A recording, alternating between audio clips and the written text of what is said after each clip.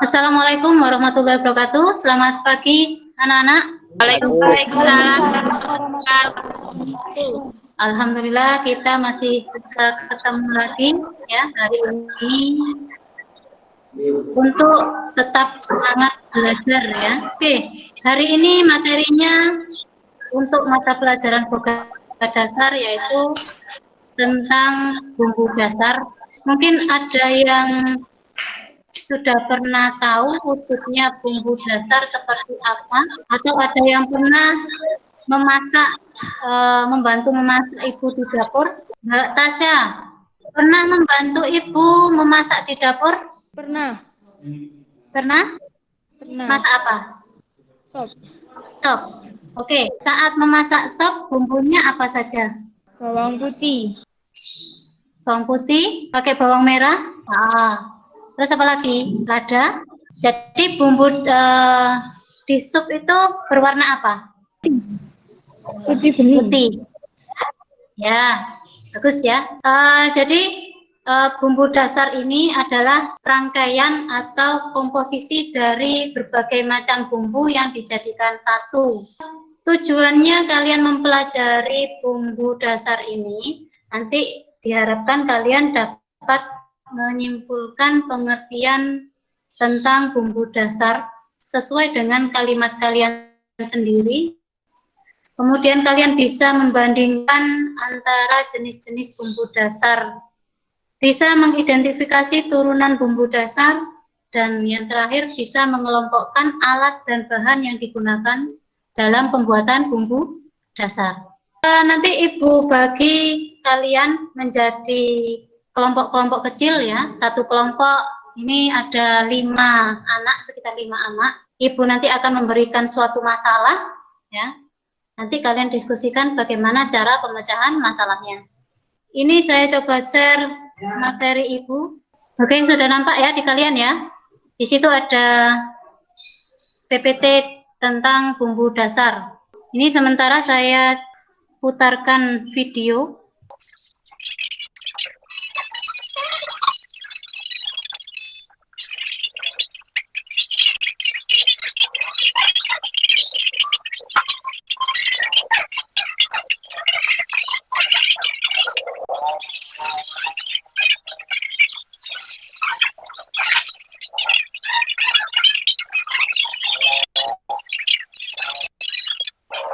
Ada pertanyaan? Tidak, Bu. Oke, di video tadi ini sebenarnya ada 2 alat yang bisa dipakai dalam pembuatan bumbu dasar. Ya, menurut teori ini alatnya ada stainless bowl, pisau, cutting board, ulekan atau blender, ya, frying pan dan spatula.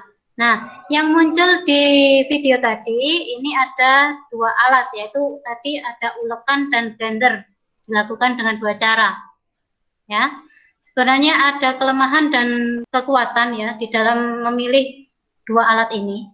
Kalau misalnya kita memilih ulekan, ini alatnya masih tradisional ya. Sementara hasil bumbu dasarnya ini agak sedikit kasar, beda dengan hasil yang di blender. Kemudian pada saat memblender atau mencampur dengan alat blender, ini kita bisa menggunakan 2 cairan. Kalau misalnya bumbu dasarnya mau ditumis terlebih dahulu, maka cairan yang ditambahkan adalah minyak goreng.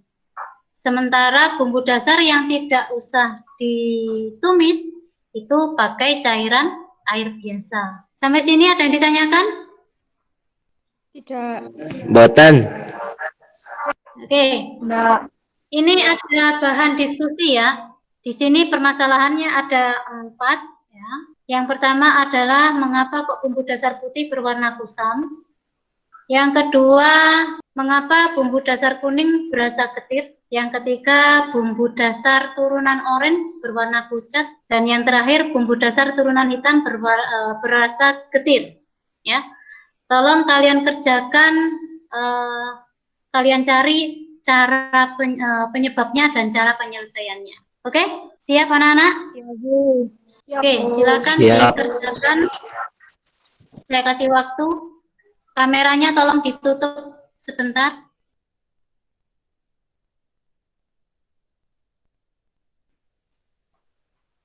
Baik, waktu diskusinya sudah selesai. Ini siapa yang mau tampil presentasi terlebih dahulu? Saya. Ya, bagus Mbak Tasya. Dari kelompok berapa Mbak Tasya? Kelompok 1. Ya, silakan. Jadi penyebab bumbu dasar putih berwarna kusam itu karena proses pemasakan terlalu cepat dan suhu terlalu tinggi, kemudian mengadukan yang kurang stabil. Ya, bagus. Terus untuk penyelesaiannya dengan waktu pemasakan sampai matang, kemudian menggunakan api kecil saat menguap, dan yang terakhir pengadukan harus stabil. Untuk yang kedua, bumbu dasar kuning berasa gentit. Ini disebabkan oleh kunyit tidak disebam terlebih dahulu. Terus untuk penyelesaiannya, kunyit itu harus disebam terlebih dahulu. Oke, lanjut. Untuk yang ketiga, bumbu dasar oranye atau kuning berwarna pucat. Ini disebabkan karena kunyit tidak disebam terlebih dahulu. Ya, sama ya. Terus? Penyelesaiannya itu sama seperti bumbu dasar kuning. Jadi harus disebam dahulu. Bentar. Permasalahan yang keempat? Bumbu dasar hitam berasa getir dan langu. Ini disebabkan karena keluak yang digunakan masih muda. Dan yang kedua, keluak tidak direndam dengan air panas. Oke, sudah. Untuk penyelesaiannya, Sudah. pemilihan keluak harus dikurai dan juga direndam terlebih dahulu dengan air panas.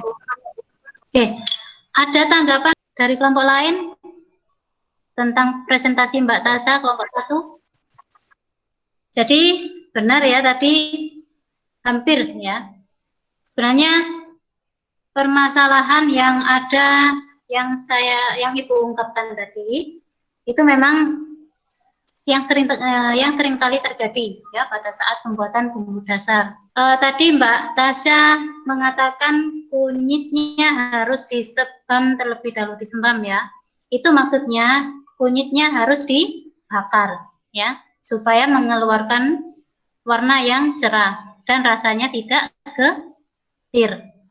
Oke, kalau tidak ada yang bertanya dan mungkin sudah paham materi yang Ibu berikan ya. Untuk materi hari ini bisa disimpulkan, Mas Husnul, tentang bumbu. Iya. Ya, bentar. Jadi hari ini kita sudah belajar tentang bumbu dasar ya, mulai pengertian sampai tata cara pembuatannya. Ya.